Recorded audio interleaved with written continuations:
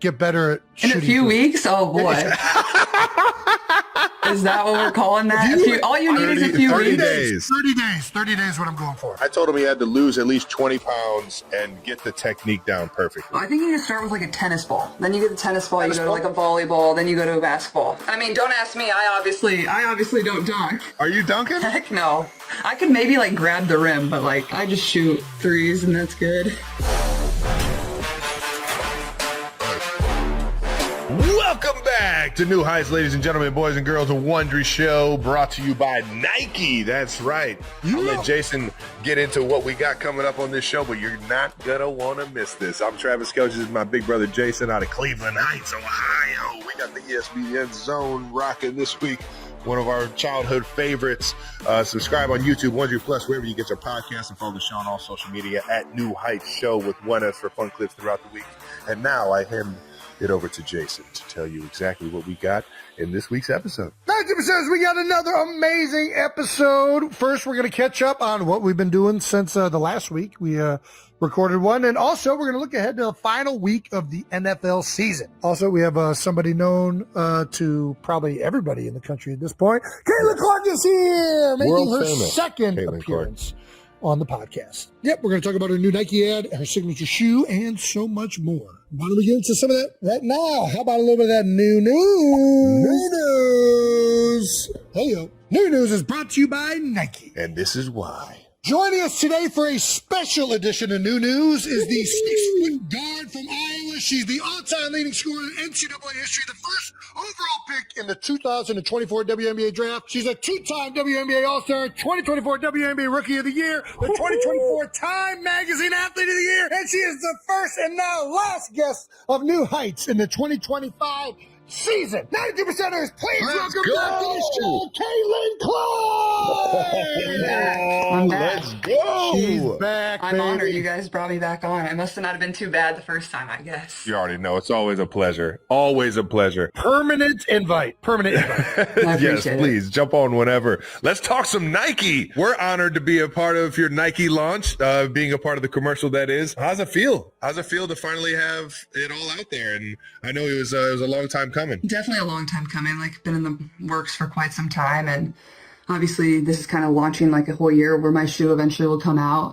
Wearing it on the court this coming season, so Nice. that's probably what I'm most excited for, but like just getting the people more excited with the logo, and obviously I already have some merch out which you're proudly rocking, which I appreciate. But yeah, no, it's so exciting, and a lot of the people that were obviously in the commercial, you too, and Travis Scott was in it, my college basketball coach was in it, and then just some other people that have kind of like been huge fans throughout my career, or, you know, have been a part since I was either in high school or now professionally. So I felt like the ad was like very me. So that was super cool. And it was fun to shoot, and, you know, just really thankful that everybody was a part of it, and especially you guys. So you made it fun. You brought the energy. Yeah. All we wanted to do. Jason can't make a jump shot to save his life. He's actually like, You are out of your mind. next time we need to get you guys on the real basketball court. That's what would have made it funny. You're like out there actually. You already know. All right, it's funny you mentioned this because recently I got into a basketball court for the first time in like 20 years. I'm on a mission to be able to dunk, Caitlin. I've never been able to. No, he's been doing this. This mission has been 30 years running. We have video footage. Brandon, do we want to play that now? Yeah, Or? let's see what we got. Oh, gosh. This is going to be hilarious. I'm Jason Kelsey. And this is Jackass. I'm going to try and dunk a basketball. I can't jump off of 1 foot to save my life. I mean, you made it still, but that wasn't done. It went in. Oh, dude, you're not even touching the rim. We got a ways to go. We got a ways. We got a ways. You have no Look at that. Look at that. I'm kind of up there. Okay, that one's not as bad. I'm a better 2 foot jumper. I can't jump off of 1 foot. I'm going to tear my Achilles. You're a fundamental guy. We got to get you the right fundamentals. This is what I wanted to ask. Are there techniques to jump higher? I mean, I don't know. I think it's technically easier to jumping off of 1 foot than 2 feet. I think jumping off of 2 is probably harder. You really harder. drive. That's kind of like a high jumper. You really drive that other knee up, and it helps you like kind of catapult yourself up there. But I think we're out of He has to do it by 2 because he You squats do. so much. Yeah, you're a power My jumper. ankle, well, it just hurts my ankle so bad trying to jump off of one leg. He's got a bad ankle. You're in danger. Do you feel more comfortable that I could maybe dunk in a few weeks or get better at In shooting? a few weeks? Oh boy. Is that what we're calling that? All you need is a few 30 weeks. days. 30 days. 30 days what I'm going for. Oh gosh. Trav, can you still dunk, you think? Are you kidding me? I go between the legs right now. No, not all like that. I can definitely dunk though. I'll have that in the bag till I'm at least like 50, I think. Jason, I told him he had to lose at least 20 pounds and get the technique down perfectly. I think you can do it though. I think you need to start with like a tennis ball. Then you get the tennis ball, you go to like a volleyball, then you go to a basketball. Okay. All right. Work your way up. I mean, don't ask me. I obviously I was about to say, don't dunk. Heck no. I could maybe like grab the rim, but like I'm not anywhere close to that. I just shoot threes and that's good. Shoot it from anywhere. How easy is it for somebody to learn how to shoot who can't shoot? Just hypothetically speaking, not for myself. Honestly, like, I feel like if you're willing to like learn and like, that's the problem I feel like with a lot of like young kids and like young basketball players, their form is like so jacked up, but like, I feel like it's a pretty easy thing to pick up on like from a young age. So that's always what I tell like young kids, like make sure your form is always good and then you like, kind of work your way back. But that's what I would always say the most important is. And like, I would get mad at my dad when I was a young girl because he wouldn't let me like just launch threes because like my elbows would be out like this. I'd be like throwing it like that because I wasn't strong enough, and then it like ruins your form, and then you have those habits like going on through the rest of your career. So, but I mean, if you're like willing to learn and like, I think that would be easier than learning to dunk if you like couldn't jump. Like you're trying to like become explosive again, I guess. I feel like standing there and being like this would be a little easier. All right, fair enough. I kind of shoot. I got that Sean Marion going on right now. I Yeah. gotta get better at that. But He either Sean Marion's it or he just goes one-handed. Honestly, he might be better. One hand is impressive. That's really impressive. One hand, top of the Better with key. one. He knows he has the backboard if he throws it too I long. don't know what to do with this left hand. It just feels awkward to me when it's involved with the basketball. Got a guy That's harder, so that's impressive, honestly. This guy's insane. Let's get back to Nike though. I gotta ask some questions because I'm such a huge sneaker fan. You said that you're wearing the new kicks coming up this season. Yeah. I honestly, for everyone that doesn't know like the process that goes into like making the sneakers, like how long in advance has it been, or like when does it all start? Do they come to you with a shoe, a bunch of shoes? Do you kind of get to tweak them here and there? How is that process? Yeah, I think it's honestly been like probably one of the coolest things I've got to do since honestly the process started at the end of my senior year when I was at Iowa, because I was deciding what shoe company I was going to go with. And I talked to Nike, Adidas, and Under Armour, and they all offered me a signature shoe, obviously some faster than others. And you know, everybody knows Nike makes the best product. It just kind of takes a little bit longer. And so I grew up wanting to be a Nike athlete. Every kid does. Nike, yeah. Jordan, like that's the premier brand, and everybody knows that. Custom Kobe's, yeah. Oh yeah, the custom Kobe's are fine. I think like Haley and some of your friends, so they're like, I think I got you. But no, I mean, it's probably been like a year and a half now of like figuring out what exactly I want. And I think probably the most challenging part of it is like you want it to be unique, but at the same time, like I have to be comfortable wearing it. So I think you kind of take what you know you're comfortable in. Like obviously I play in a lot of Kobe's, but at the same time, I don't want it to be a Kobe. I want it to be something very unique to me and a little bit different. And I think for myself, like, you know, I kind of think about like what's kind of been important to me when I think about like shoes or sneakers. And I think like just the chaseability of them, and like, you want a certain sneaker or like you want a certain colorway. So I think that's like going to be probably the most fun part. Like, okay, great. Like you have like the mold of the shoe and like what it is and the technology that's in it. But more so, I think I'm more excited about like making the certain colorways or collabing with certain brands or whatever it is. I know I definitely got the Chiefs colorway on the way. Or Let's something. We gotta bring it back home at some point or something. Are you kidding me? We're gonna turn into a tweet, or we get something like that. Oh, but listen, you're speaking to me now. I'm game. It's so cool because a lot of like you're doing exactly what like I've always dreamed of doing in terms, because everybody that plays a sport or definitely is a hooper like dreams of having a signature shoe. Like it is the coolest shit ever. But I remember LeBron came out with his first signature shoe, and it was like he had this Hummer in high school, the notorious Hummer, and he kind of like shaped or like made the shoes kind of resemble a Hummer's like look and model and everything like that. Like when it comes down to like it being true to you, I can't wait to see exactly what this thing looks like, and you already know I'll be the first one in line to get them. Yeah, no, it's gonna be cool, and it's crazy because LeBron's on shoe 23 now, which is like crazy to think about how long his signature line has lasted. I know, it's crazy, and I've gotten all 23 of them. You don't see like a lot of signature cleats in football, do you? Really? Like it's not really the same. Like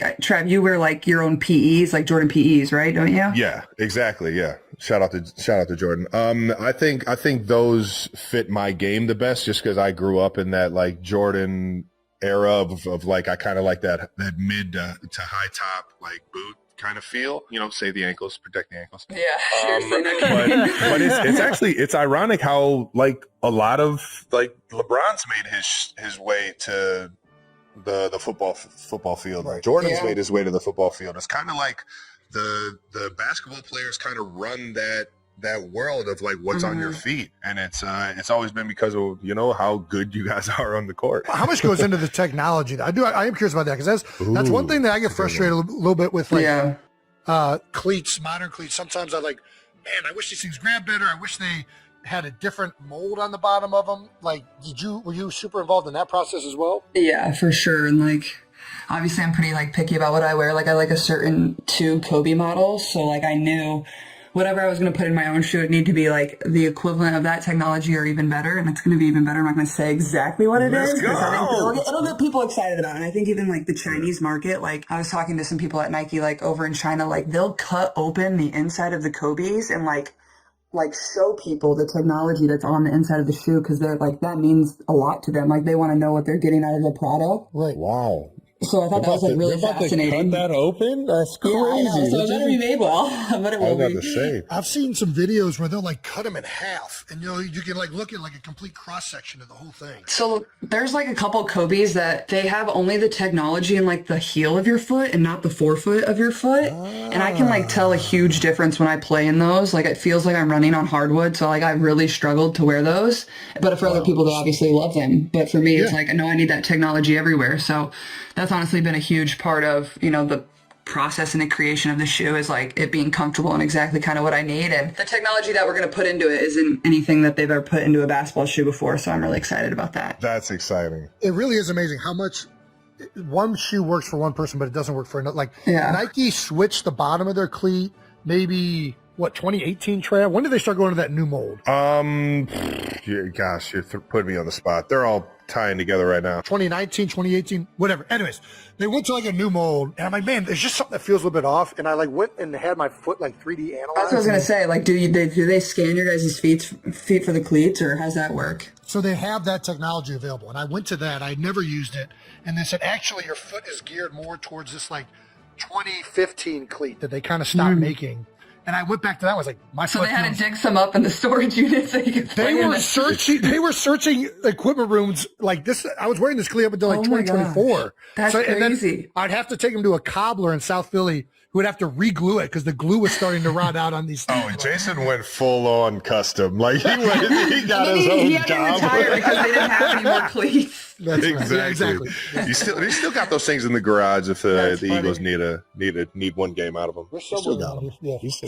Stop. What did you guys collect the most of? I know, like Trav, you collected a lot of shoes growing up. Like, what were you like? What did you like the most, or like what was something you kind of always wanted to get? Or what's your favorite pair of shoes you've ever owned? I was just going to get into. I didn't want to get into too much about your shoe because it's still the excitement of everyone, the drop and everything. But my favorite shoe ever was the Marty McFly. When they came out with the self-tying and just the whole boot and finally bringing that to life, knowing that it was in the future back in the 80s and like they actually made that mold. It was like my first purchase when I got a check. I was like, went online like Marty McFly's Nike size 13 because they did make a size 14. I'm just like, where are they? And I grabbed them, and I still got them.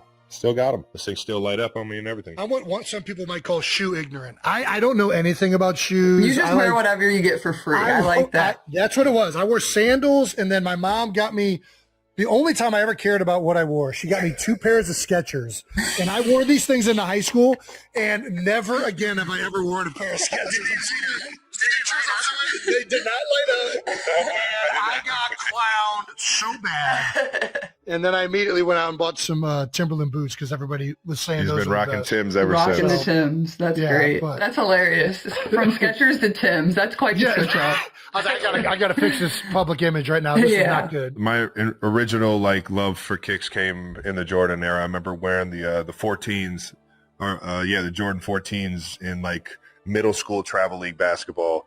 And then when Bron came out with everything, being a Cleveland kid and seeing him actually play in high school was crazy. So you guys saw him live? Like how often? I got lucky. One of our good friends, Andrew Brandt, and his mom had an extra ticket. No way. I went down there and saw the Was it King packed? live in Like, high school. com- Oh, he so was full? to the roof. It was I like bet. it was like a whole like parade event outside. They had to like cut off the like streets around it. It was insane. It was awesome though. Yeah, he threw it off the backboard and threw it down, and the whole stadium, the whole arena felt like it was about to rock. I never saw him play live, but he was on all the time. Like even when he had a few of the games that were broadcast nationally when he was in high school, but even the other ones were on local TV, and it was like an entire event when he was in high school. Like everybody be talking about it the next day. Did you see what LeBron did last night? And it was a crazy time in Cleveland for sure. I got one more Bron story. So in high school, this is when I was in high school, he was going through his first couple years in the leagues,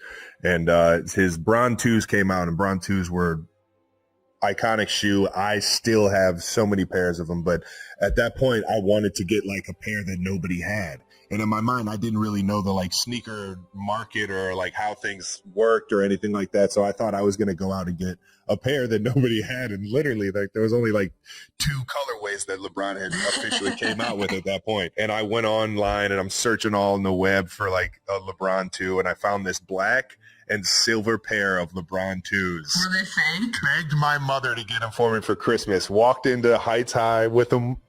And one of Harry's older brother, Will, actually came up to me. He's like, Trav, let me see those things. He looked at them. Somebody from across the room. Hey, Will, you think those are real? And Will looked like, real fake? I got hilarious. smoked. Never wore them again. Mom asked me, "Oh, did everyone love your shoes?" I was like, "Yeah, they loved them." They took them. They loved them so much. The funniest part was I ordered a 14 and they were like a size 11. I was like, the whole time my feet were You're like getting this, and I was like, it was the worst. That's hilarious. That's a great story. That was the worst. This is so good. Should we talk back on the basketball court a little bit? Let's get into it. So back on the court, Team USA practice. How you feeling? It was fun, obviously, to get back out there. It'd been a minute. So, like, it was just obviously a long and, like, tough year of reoccurring injuries. And, like, you guys know how that goes. Like, when you get one nagging thing, it kind of leads to another. So, it wasn't obviously how I envisioned it. And it stunk, but, like, we still kind of found a way. Like, our team, like, we had, like, 6 of our players go down with injuries. It was unreal. And we still had a great year. Made it to the semifinals. And, yeah, we were, like, a game away from the finals. And so that was pretty impressive considering kind of what we went through. But it was a long process to like just get back on the court because when you have like the groins and the, you know, quads and whatever you're dealing with, it's like you don't run for a while. So like it's weird like learning to run again in a way. And then on top of that, like going to like play versus the best players again and like just getting tossed out back into the fire. But it was fun. Like, I mean, I probably wouldn't have wanted it any other way. Like you get thrown back out there with the best players in the world and you see like you're right where you were before you got hurt. And it was only 3 days. So it was cool. And it was at Duke, which is obviously one of the most historic basketball places ever. So that was a pretty cool thing too. And kind of kicks off like the next cycle for like preparing for the Olympics. And then we have the World Cup in 2026. So at the end of September. So we'll actually like pause the WNBA season. Very similar like how we do when we have the Olympics right before the playoffs. And then we'll go play the World Cup, which technically the World Cup in the past has almost been harder for us to win because there's more teams that play in the World Cup than qualify for the Olympics. Yeah. So sometimes it's harder to win that. So hopefully I'm on the team for that. And obviously my goal is to be on the Olympic team in 2028. So it feels like it's far away, but it's probably actually way closer than it sounds. It'll be here as soon as you know it, I'm sure. Yeah. Yeah. Maybe Trav, well, you both you could play flag football in 2028. Hey! You already know. I can snap. If they need a snapper, I will gladly snap the ball and do nothing. Yeah, I can snap too. So we'll be running for that job. We'll be competing for that job. Do you guys think any like NFL players will actually like want to play or like try to play or? Oh, I think there's going to be a bunch that are going to want to. A few of the receivers and DBs that have good like hand-eye and ball skills. I think those guys that have a good run at it. I don't know if the quarterbacks will entertain it. It's a different game at quarterback. Yeah, that's what I was about to say. It does. There's definitely crossover, but it is a different sport. And I don't know. I think there's going to be a lot of guys that want to do it. And I think the NFL is going to embrace guys trying to play in it because it's only good for the league to see their players on a national scale like that. And we don't ever get that opportunity. But it is a different sport. I think it'll be similar to the 3-on-3. You know, sure. yeah, like how who was I think Jimmer was probably the biggest name in the 3-on-3. He just retired. It was his last Olympics. Yeah, shout out to Jimmer, man. Electric. His game is perfect for that. Like fast, like can shoot it, like just quick. But yeah, like you said, like completely different. 3-on-3 basketball is obviously only played in the half court, and there's no stopping. You literally play to, I think, a score or time, which is just way different than 5-on-5. We see you in this picture with Cameron Brink rocking number 17. I know. Where'd the 1-7 come? Was that just a jersey that you get? But I was about to say for these practices. 17's not the best number ever. I wouldn't have picked that. But so the players that like have been on the national team prior get to continue wearing their jersey, like that practice number jersey or their jersey, obviously until like they're done playing on the Olympic team or whatever happens for the next Olympics. And then all us newcomers, there's a lot of young people at that camp. We just get assigned a random number. I guess I got 17. Nobody asked me, but it was fine. All right, so are you just stuck in 17 now in perpetuity, though? Do you get to change it maybe in the future? So if I eventually make the team, it's weird, like, because international basketball, I think it's 4 through 15. Those are the only numbers. So you have a 4, 5, 6, 7, 8, 9, 10. What? Isn't that weird? Wow. Like, you don't Is get to that pick. real? Yeah, well, at least for That's the United crazy. States. Yeah. I did not know that. So it's kind of cool because when I've played junior national teams in the past, we have like a bag tag, like a sticker on your backpack, and it says like all the players that have worn your jersey. So it'd be like, so dope. If you're number 6, it'd be like LeBron. I think he was number 6. Or like, and then you'd have the women's players and obviously all the men's players, which is really cool. You get to see who kind of has worn your jersey. So this is not in honor of Phillip Rivers. It's not, but how about that? Sorry. Is that not insane? Electric. You got to give him a lot of credit. And he was pretty good. He's throwing touchdowns. I was worried he's like going to pop an Achilles or... No, you don't got to worry about old Phillip Rivers, man. That guy's tough as nails. It was crazy. I mean... Arrowhead Stadium pulsed with a tense energy unlike any typical playoff evening, as if the crowd instinctively knew that the ground beneath their beloved Chiefs was shifting. Kansas City, long the unchallenged rulers of the AFC West, now stood on the edge of uncertainty, a place they'd rarely visited in almost a decade. Travis Kelce, the emotional center of the team, trudged off the field after a tough defeat to the Broncos, his face heavy with the moment's significance. Reporters swarmed and cameras flashed, but Kelsey cut through the crowd, heading straight for Denver's rookie quarterback, Bo Nix, who had just delivered Kansas City's final blow of the regular season. Kelsey grasped Nix's hand, leaned in, and told him he was a true competitor, saying he loved playing against him and urging him to go win one, a moment that felt more like handing over a torch than offering comfort. For a brief second, the rivalry faded and mutual respect took over, but it was impossible to ignore the sense that times were changing. The Broncos, now 13-3 and riding high, suddenly sat atop the AFC, transforming from division hopefuls to the team everyone wanted to topple. The door that Mahomes and Kelsey had kept locked for years was now slightly ajar, with other contenders ready to push it open even further.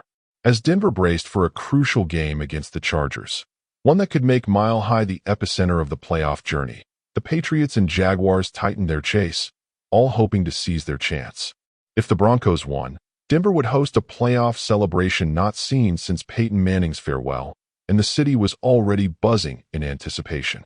But drama played out beyond the gridiron, too. The Kelce family was in the midst of a season of their own, filled with chaos, laughter, and the beautiful messiness that only life with 4 young daughters can bring.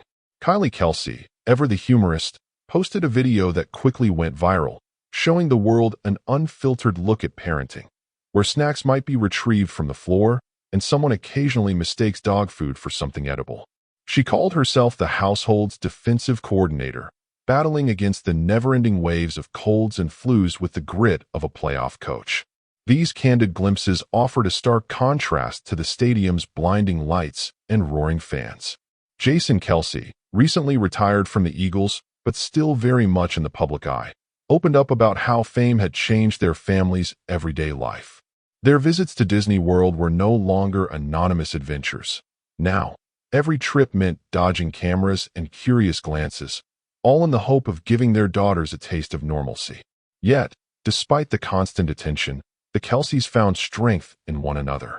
Their shared moments, on the field, in post-game hugs, or at home managing 4 energetic girls, reminded fans everywhere that the most meaningful victories often happened away from the spotlight. Meanwhile, the AFC West was undergoing a seismic shift. Jonathan Cooper, Denver's fiery linebacker, couldn't resist stirring the pot after the Broncos clinched the division, firing off tweets that vanished just as quickly as they appeared, leaving fans to speculate about their content and responses. The Chiefs, so used to being the team everyone chased, now found themselves in an unfamiliar role, tending wounds and questioning what the future would bring. For the first time in years, the playoff picture looked wide open, a whirlwind of possibilities where every team sensed a shot at glory. Take a second to subscribe for more inside stories from the NFL's wildest moments. Could the Broncos finish what they'd started, or would the unyielding Patriots machine claw back to the top? Would the Jaguars, lurking just behind, seize their own moment? And what about the Chiefs? Could they summon another run, or was this truly the end of an era? The final chapter of the season was set to deliver fireworks, every snap and every decision loaded with historic weight. As debates raged over legacies and fans poured over every play, the Kelceys offered a different perspective. For them, football was just one part of a much larger narrative, a story about family, resilience, and discovering joy in the everyday chaos.